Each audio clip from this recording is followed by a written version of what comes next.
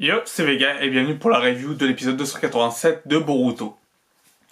On attaque l'arc Code, enfin. Enfin, puisque de toute façon, en manga, on s'approche de la conclusion de cet arc-là. Donc, le temps que l'animé le rattrape, je pense que le manga aura fini l'arc Code en même temps que l'animé, probablement. Donc on peut tabler peut-être vers juin, juillet, la fin de l'arc Code. Et c'est un arc très très cool en manga, que je conseille. Mais j'ai plusieurs points quand même à aborder dans cet épisode. Je ne suis pas fan du dessin d'Ikimoto. À mettre des ceintures qui pendent et des talons à toutes les filles, etc. Je suis pas très... Je sais pas, je suis pas très fan. Et Boruto a récupéré son design et Kawaki de manga. À part que Kawaki a le bandeau de Konoha, chose qu'il n'a pas dans le manga, il n'a pas le bandeau de Konoha. Donc voilà, et Aida a bien des putains de talons, hyper hauts. Et par contre, le reste de l'épisode était très très bon. Bon, et la tête de Naruto aussi, la tête de Naruto. Vous l'avez fait exprès de la louper comme ça, parce qu'il a une tête vraiment bizarre. Il a vraiment une tête bizarre, Naruto, là. En tout cas, pour moi, il avait une tête bizarre. Donc c'est mon avis, mais quand tu vois ça, tu dis, bon, Naruto, qu'est-ce qu'ils ont fait à Naruto? Et la question aussi que je me pose en manga, c'est où est Sasuke? Naruto se pose la même question. Mais il est où Sasuke? Où t'es Sasuke? Il est parti sur la trace de Code. Mais oui, mais tout le monde pense ça, mais on sait pas où il est passé. Ça fait des chapitres qu'on voit pas et voilà. Mais où est passé Sasuke?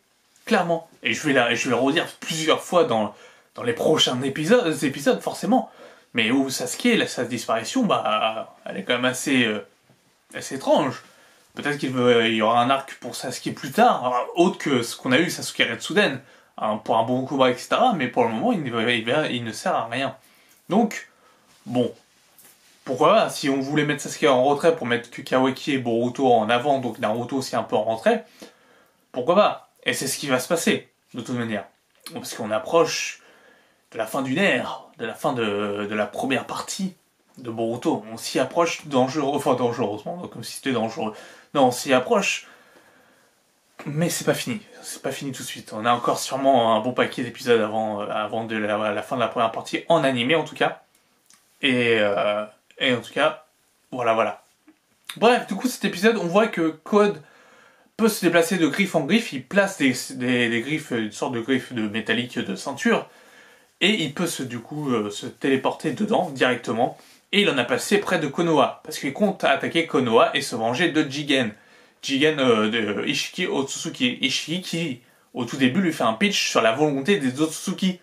Qui fait référence à un chapitre en particulier du manga. Et oui, pour ceux qui suivent le manga, je pense que vous pouvez imaginer quel chapitre je parle. En tout cas, Ishiki dit que du coup... Code doit devenir un Otsutsuki pour manger les fruits des chakras de toutes les planètes et devenir un dieu de l'univers. Carrément, rien que ça. Devenir une sorte de dieu. Voilà. Donc c'est juste ça, normalement, vous devez ticker sur le chapitre en question. Mais en tout cas, c'est un bel objectif que Code a maintenant, c'est de devenir un Otsutsuki, devenir une personne comme les personnes qui l'a adulé, mais de base, il était plus fort que Ishiki et Jigen. Enfin, il était plus fort que Jigen en tout cas. Ishiki, on sait pas trop, mais il était plus fort que Jigen. Et il s'était posé un limiteur pour ne pas faire peur à Jigen. Pour ne pas le surpasser totalement. Pour pas lui faire de l'ombre. Et ce limiteur, il n'y a que Amado qui peut l'enlever. Donc la protection d'Amado est très importante et sera sûrement l'enjeu des prochains épisodes puisque Code voudra sûrement enlever son limitateur. C'est ce que dit Amado. Amado dit que Code voudra sûrement enlever le truc qui les limite.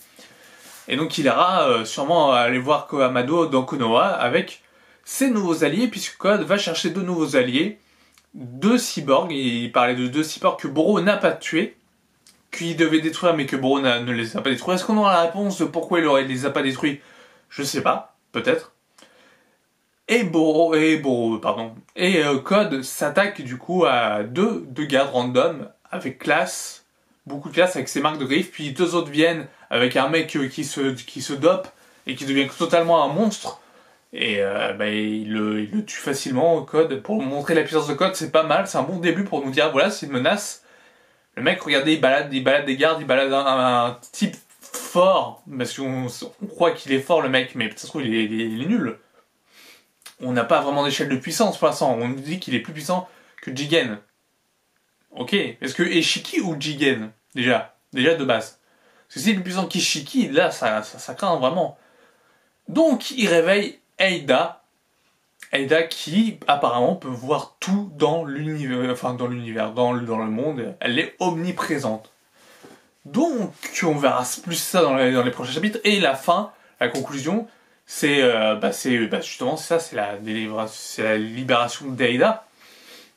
Et une belle musique de fin, puisqu'on a de retour la musique de l'organisme Sukara, et on a la musique d'Eida, qui est vraiment aux petits oignons. Franchement, j'aime bien. Et l'ending était bien, parce que c'est un ending de manga, c'est-à-dire que ça n'a pas vraiment de fin. C'est pas vraiment un ending, c'est... Il y a les crédits, etc. et l'histoire continue, et l'histoire avance. Ils avaient envie de dire, il nous manquait 2 minutes de scénario en plus, vas-y. On va les mettre comme ça, on va les mettre dedans. Je sais pas, un truc comme ça.